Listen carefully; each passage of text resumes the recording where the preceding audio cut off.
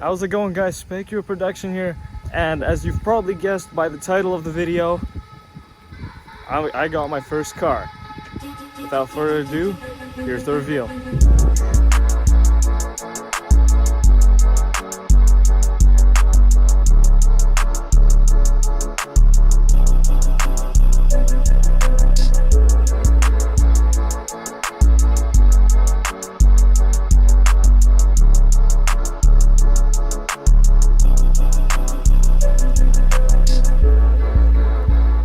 So, right here is my 2001 Dodge Durango SLT 4.7 liter V8. Now, first of all, starting off, of course, I've had this thing actually for 6 months. Yeah, just about 6 months. And the crazy thing about this Durango, this exact Durango, is that it has 81,000 original kilometers, which is probably the lowest kilometers on any Durango I've ever seen as of this year. And yeah, so starting off with a quick walk around, old-fashioned style. This thing is honestly, I've had it for 6 months, right? It's been absolutely amazing, honestly. First of all, it's got the looks. It looks absolutely brutal. And as you can see, it's actually, how do I explain it? It looks absolutely tough, honestly. And to be honest, this car, this Durango, fit my criteria of a first car that I actually wanted. And I wasn't expecting to get one of these, but what I wanted was a late 90s, early 2000s car with just something interesting, something with character, you know? Maybe not a Camry, but it was also on the options list, but you know, something with character. And this thing definitely fit in with that because, well, first of all, it's body on frame SUV. You're not gonna see that a lot anymore, other than of course like Tahoes and Escalades, but those are like full-size SUVs. This is like almost a mid-size SUV in today's standards. And another thing is that it's powered by a V8 with 235 horsepower and 295 or 91 pound-feet of torque, so this thing is pretty torquey. And it's also rear-wheel drive. Now, in Canada, where I live right now, rear-wheel drive is fun, very, especially in January and December. Right now it's December actually, but I've already had my fair share of fun with it in terms of on the snow, because first of all, it's kind of scary to drive as well. But actually, this thing has four-wheel drive too, so it's not as scary. But yeah, no, driving this thing, it's definitely fun. You hear the V8 rumble and all that. Yeah, no, so I'll show you what I've actually done to it over the past couple of months. Not a lot, but yeah, but there's some stuff I've done. So starting off, actually, we have the headlights. When I got the car, these headlights here were kind of fogged up, and I really couldn't get one of those. No, I got one of those things, like those kits to make the the lights like clean the lights, so defog them, but it didn't work. So I ended up getting headlights from another Dakota. Because yes, actually, when I mentioned its body on frame, it's actually based off of the second gen Dodge Dakota. But yeah, so headlights. These were actually a pretty easy install. It's like 3 or 4 bolts. And yeah, pretty straightforward. Definitely a learning curve for me because I've actually never worked on cars before. So working on this was pretty fun. Another thing, small little thing I did, was added these chrome grill bits, just to make it look a little nicer. Nothing too special. And yeah, actually another thing I didn't mention was that I had LED bulbs on this, but they weren't really, like, they didn't really do, weren't really much brighter. So I decided to switch back to the halogens, and plus it gives it a more old school look, which is actually what I'm going for, considering the fact that it has only 81,000 kilometers. Now the car is on, so it's probably eating a lot of gas, but I'll turn it off later. Anyways, yeah, so if you might be asking, I might modify it sometime in the future, but I won't right now because of how low the kilometers are, and I want to keep it classic.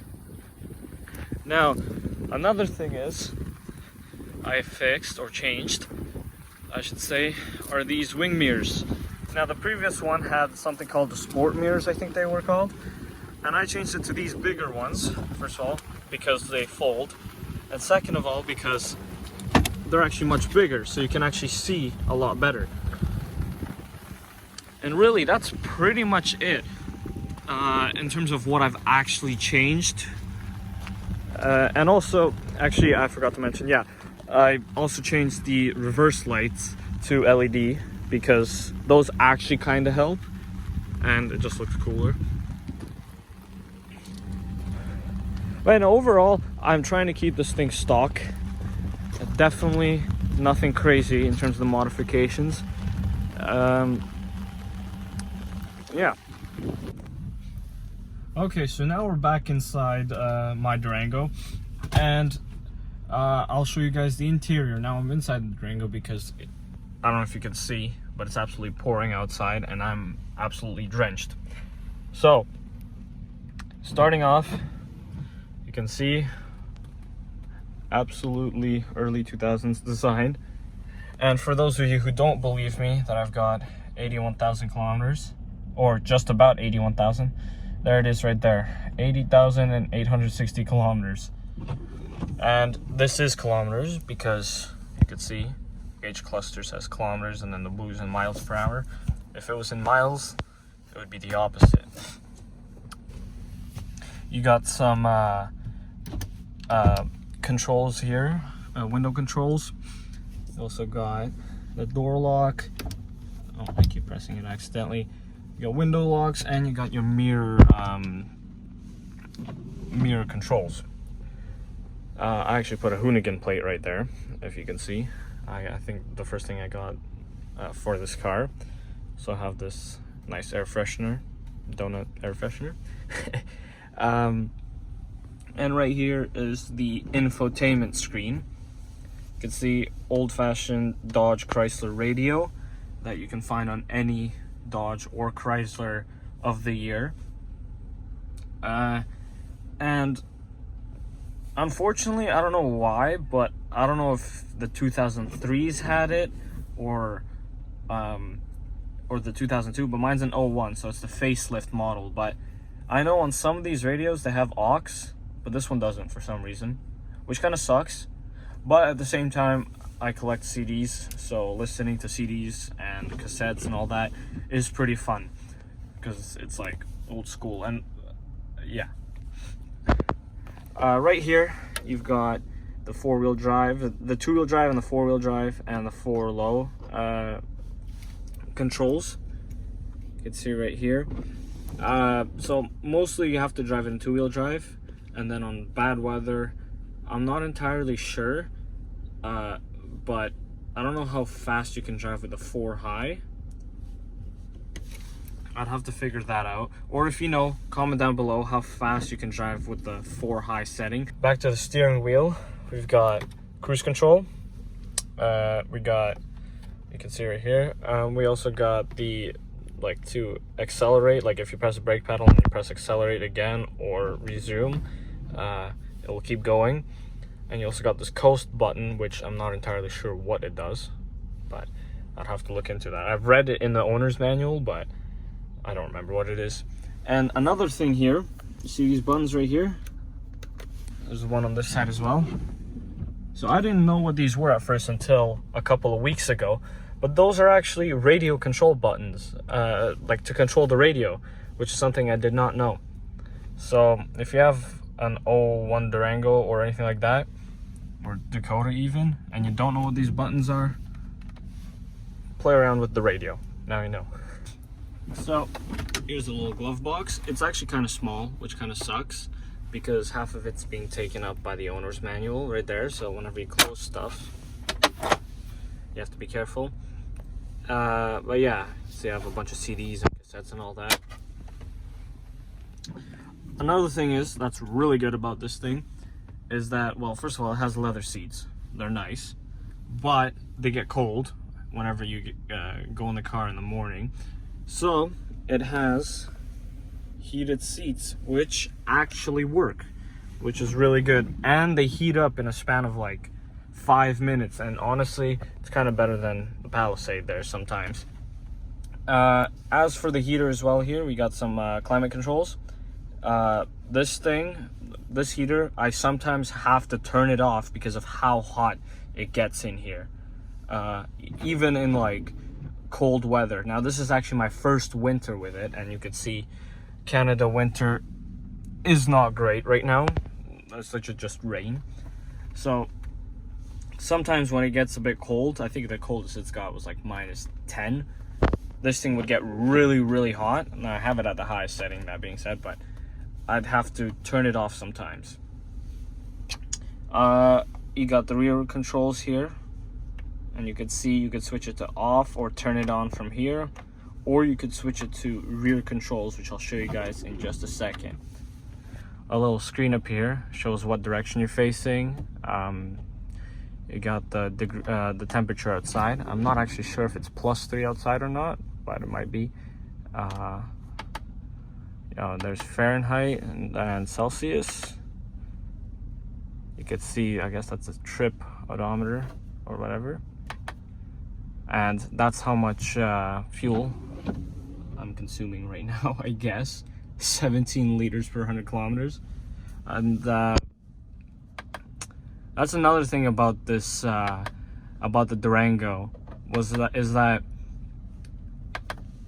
I usually fill it up to about half a tank every time. And if I drive it, let's say about 20-30 kilometers a day, it would last me about 3-4 days. Okay, so fuel consumption is not great, but let's just say the fuel consumption is worth it because it's a fun car to drive.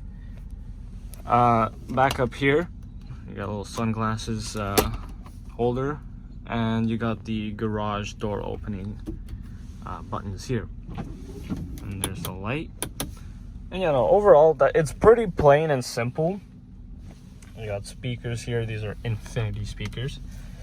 Overall it's pretty plain and simple. Of course, there's not a lot, no screen or anything like that.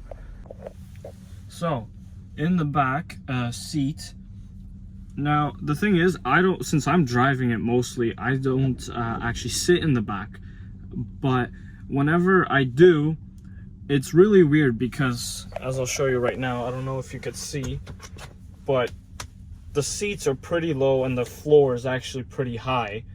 So it's really it really gets tight in here sometimes, and it's not very spacious. Like, you got lots of headroom. I don't know if you could see. Well, yeah, you probably could, but there's lots of headroom. But in terms of leg room, it's very very tight.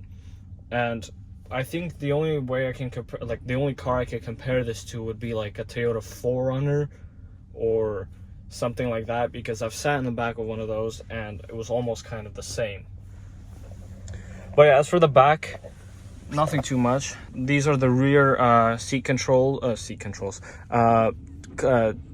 climate zone controls, to change the climate. And you got the vents up here, and that's really it. You also got the dome light up here. And yeah, you can see it's pretty plain in here. You got the window control here for the back window. And yep, speaker down there, another speaker down there. And that's it. That's what you would get in the top of the line Dodge Durango back in 2001.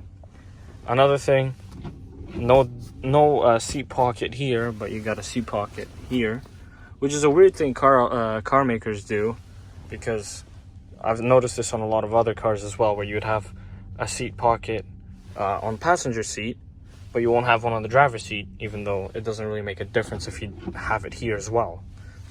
Anyways, so for the rear, you can see seat belts. There's a third row, which is really good sometimes. Definitely quite comfortable, actually. Like, of course, it's not as comfortable as the second row, but for a third row, it's actually not too bad. I have a lot of stuff in here, but yeah, so the way you would fold it out is that you'd put these seats up, and then you'd like fold out like a little bench seat, and then you put it back in, and yeah. But yeah, overall, that's it for the interior. Actually didn't show you guys here. 2 cup holders right there. That's really it for the 2001 Dodge Durango interior. Now let's get on to some driving clips, because this thing, I don't know, I've probably mentioned it a couple of times, it's pretty fun to drive. And you might be thinking like, oh, performance car fun to drive, hatchback fun to drive. No, it's got its own way of fun to drive, which I'll show you guys right now.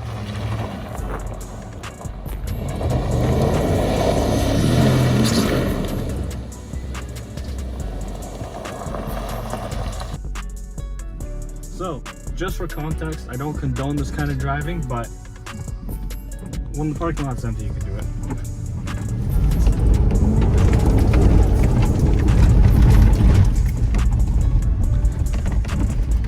Right in front of me, as you can see, is about maybe a 45-degree incline. I'm gonna put it on 4-wheel drive right now. Let's see how this goes.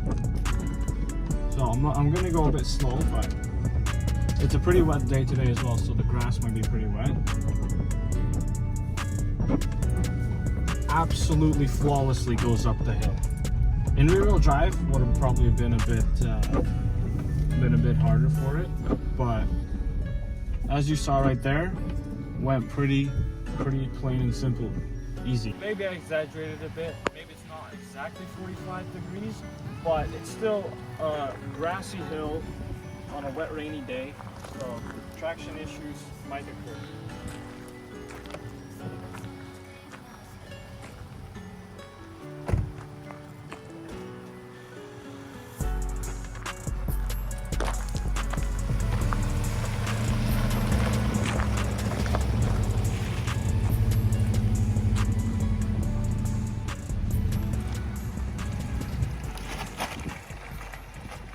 Okay, so now for a bit of a more serious driving review or overview. I'll tell you guys how it drives. So, as I said, probably a couple times in this video, just realized these things might be in the way. Hopefully they're not.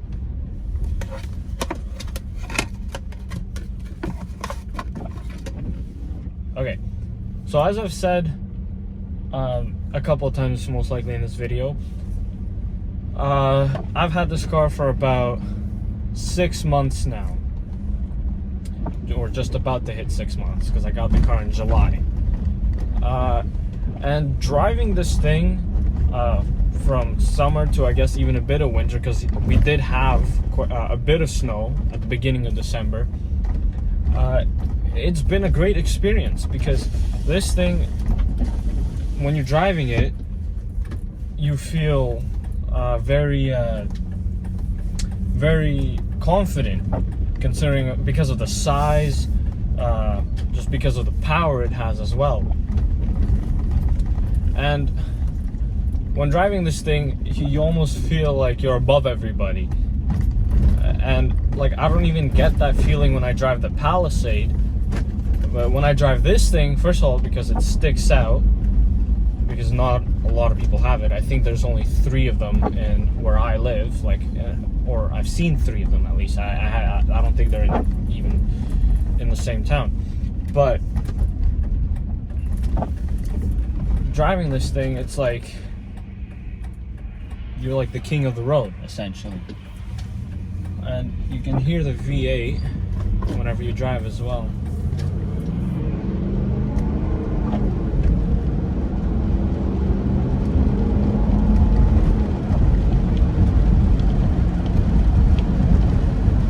And that's probably the best part of it. Now it's shaking like crazy, I hope not. But that's probably the best part of it, it's the V8. I know these earlier models came with a 3.7 liter V6. I don't know how those are, but when this thing has a V8, it's the best. It's the best, simply. In terms of suspension, this thing, I don't know if it's because it's a body on frame SUV, or maybe the suspension are like that, but sometimes when you go over like big bumps, you feel like the whole, because for some context, I've never really driven a body on frame anything really. I don't know if I think the Palisade is a I think the Palisade is a unibody construction, not a body on frame. And the suspension on that are, of course, are pretty soft. They're not soft, but they are pretty dampened. As for this, whenever you go over like a bump or something very fast, the whole body just like jiggles, and like it almost feels like the whole body's moving. So my only guess is it's because of the body on frame construction it has, build quality or whatever. I'm turning on the thing because my windows are fogging up, as you could probably see. That's the front windshield defroster or whatever. But yeah, it's like, I don't know, it's just like, it drives absolutely amazingly, and it has character when it drives. It's not boring. And when you drive it, since I drive it in rear-wheel drive, of course, or two-wheel drive mode, let's say it's like a wet or like slippery day, it's gonna spin. It's easily gonna spin. And sometimes, actually a couple of days ago, there was a sort of like ice storm, not even an ice storm, it was raining, but it just got cold, so the water on the road froze up and it was just ice. I'd pull out of the driveway and I'd be just spinning wheels, and then I'd put it into four-wheel drive, as you guys saw. It goes perfectly fine. So yeah, this thing has quite some character when you drive it.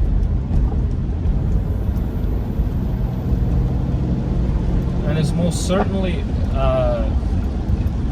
a great experience, because like I said again, that V8 probably sums it all up. If it had a different engine, it may have been a bit different, but since it has the V8, it's pretty much complete. Let's just say it like that. And yeah, another thing is, as I mentioned way in the beginning of the video, is that it's very torquey. Because you go off the line and you would be spinning wheel. Like you could go off, let's say you stop at a light and you floor it, you would spin some wheels. And if you had bad tires, you would be spinning them even more, and you would probably cause a huge number 11 on the light. But yeah, overall, it drives great. It feels great. And again, mine has just under 81,000 kilometers. There's a cop car there. Yeah, my car has just under 81,000 kilometers, so it almost drives like it's new, I would say, because nothing wrong, doesn't bog down, it drives perfectly fine. So yeah, that's pretty much it. That's all I could really say for how it drives. Of course, it's no performance car or anything like that. Like I can't take it on a corner and like stick to the corner. This definitely has some body roll to it, so for the most part it's a comfortable ride. That's all I need. That's all you need in the daily, really, which is what I do with this thing. I daily it. And actually, another thing I forgot to mention, when I got it, it had 77,000 kilometers. So I've done about 4,000 kilometers already in it, and they were pretty well executed, I would say. So to wrap up this video, overall, I absolutely love this thing, and I'm probably never gonna sell it, considering of course it's my first car. But yeah, this thing honestly has been super fun, and it's probably gonna be even more fun, as you saw by those clips as well. Let me know what you guys think of it. Definitely let me know. Let me know of your first car stories as well in the comments below. Love to hear those. But yeah, definitely more videos coming in the future. So stay tuned. And yeah, I'll see you guys on my next videos. Peace.